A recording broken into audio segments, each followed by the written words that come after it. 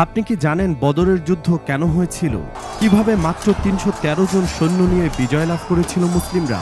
ইসলামের ইতিহাসের প্রথম সশস্ত্র লড়াই ছিল বদর যুদ্ধ। অসময়ে যুদ্ধে বিজয়ের মাধ্যমে ইসলামের গোড়াপত্তন ঘটে। আসুন জেনে নেওয়া যাক বদর যুদ্ধের অজানা অনেক তথ্য।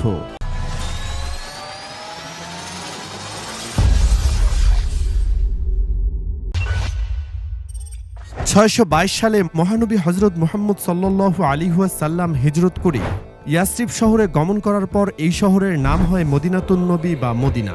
মদিনা ছিল কৌশলগত ও ভূরাজনৈতিকভাবে অত্যন্ত গুরুত্বপূর্ণ স্থান। আরবদের ব্যবসা বাণিজ্যের অধিকাংশই হতো শাম বা সিরিয়ার সঙ্গে, আর মক্কাবাসীর সিরিয়া যেতে হলে মদিনাকে অতিক্রম করতে হতো। তাই মুহাম্মদ সাল্লাল্লাহু আলাইহি ওয়াসাল্লামের মদিনায় যাওয়া কুরাইশ তথা মক্কাবাসীদের বেশ বিচলিত করে তোলে। হযরত মুহাম্মদ সাল্লাল্লাহু আলাইহি ওয়াসাল্লাম ও তার অনুসারীদের মদিনায় নিরাপদে থাকা মক্কাবাসীরা মেনে নিতে পারেননি। ফলে মক্কা ও মদিনার মধ্যে এক যুদ্ধ অবস্থা তৈরি হয়। মদিনা তখন অর্থনৈতিক ও সামরিকভাবে দুর্বল একটি এলাকা। সেই মুহূর্তে মদিনার শক্তিশালী হওয়া খুব প্রয়োজন ছিল। সেই সময় সিরিয়া থেকে অস্ত্রশস্ত্র এনে মক্কা আরও শক্তিশালী হচ্ছিল। এই খবর মদিনায় মুহাম্মদ সাল্লাল্লাহু আলাইহি ওয়াসাল্লাম জানতে পারেন। তখন তিনি মক্কার এসব বাণিজ্য কাফেলায় অভিযান চালানোর সিদ্ধান্ত নিলেন। আবু সুফিয়ান ইবনে হারব, মক্কার কুরাইশ বংশের বনু আবদে শামস গোত্রের প্রধান নেতা, সিরিয়া থেকে অস্ত্রশস্ত্র ও মালামালের একটি বিশাল কাফেলা নিয়ে মক্কার দিকে আসছে। এই কাফেলায় আমর ইবনুল আস সহ কুরাইশ বংশোদ্ভূত ৩০ থেকে ৪০ জন লোক পাহারা দিচ্ছিল। মুসলিমরা আশঙ্কা করেছিল যে এই অস্ত্রশস্ত্র ও ধনসম্পত্তি মক্কার কাছে পৌঁছালে মদিনা আক্রান্ত হওয়ার সম্ভাবনা তৈরি হবে। মদিনার শত্রু মক্কা যেন অধিকতর শক্তিশালী হয়ে উঠতে না পারে, সেজন্য মুহাম্মদ সাল্লাল্লাহু আলাইহি ওয়াসাল্লাম এই কাফেলায় অভিযান চালানোর সিদ্ধান্ত নিলেন। আবু সুফিয়ানের কাফেলা অধিকারের উদ্দেশ্যে মদিনা থেকে একটি বাহিনী রওনা হয়। আবু সুফিয়ানও মদিনা থেকে আক্রান্ত হওয়ার আশঙ্কা করছিলেন। তাই তিনি সিরিয়া থেকে ফেরার সময় পথে কয়েকটি কাফেলার কাছে মদিনার কেউ এসেছিল কিনা জানতে চাইলেন। বিভিন্নভাবে আবু সুফিয়ান খবর পেয়ে যান যে মুসলিমদের একটি দল আসছে তার কাফেলা আক্রমণের জন্য। এমত অবস্থায় আবু সুফিয়ান আরও সৈন্য চেয়ে মক্কায় খবর পাঠান। এ খবর পেয়ে মক্কা থেকে একটি সৈন্যদল আবু সুফিয়ানের কাফেলাকে এগিয়ে আনতে প্রস্তুত করা হয়।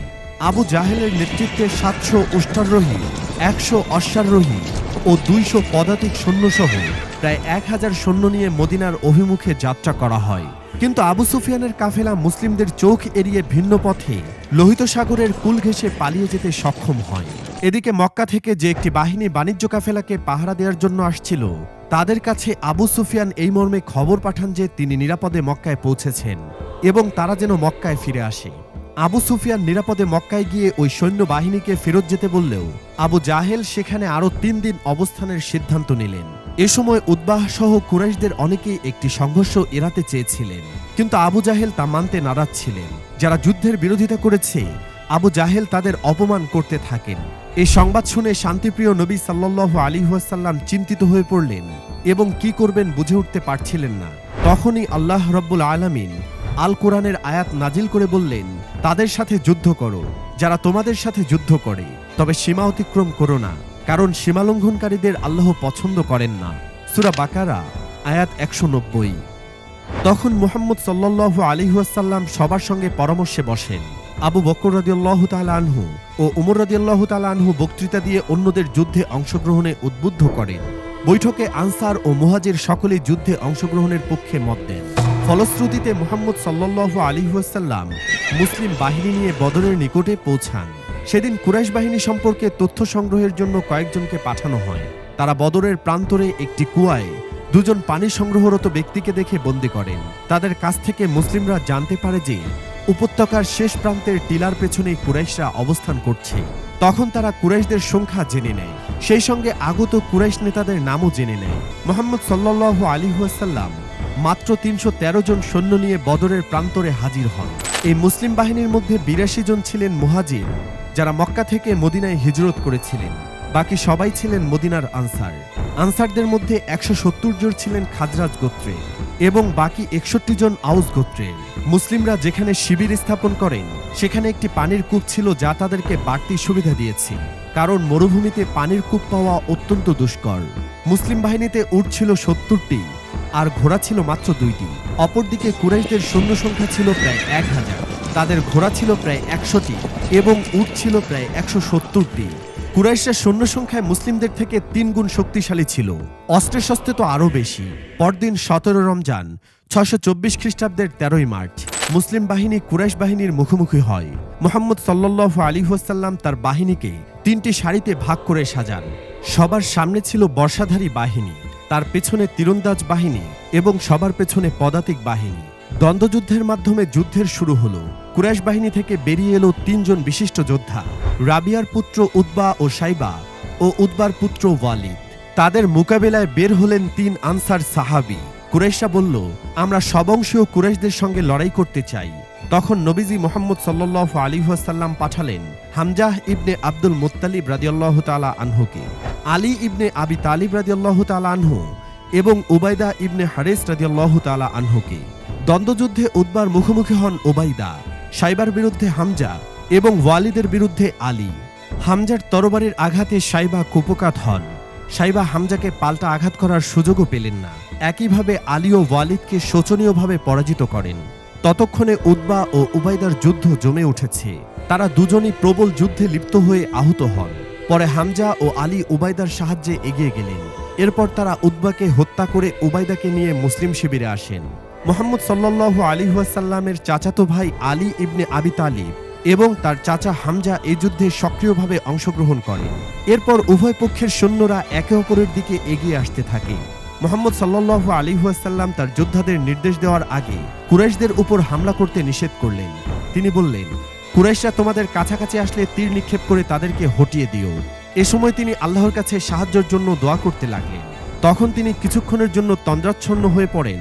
অতঃপর উঠে বলতে লাগলেন, আল্লাহর সাহায্য এসে গেছে।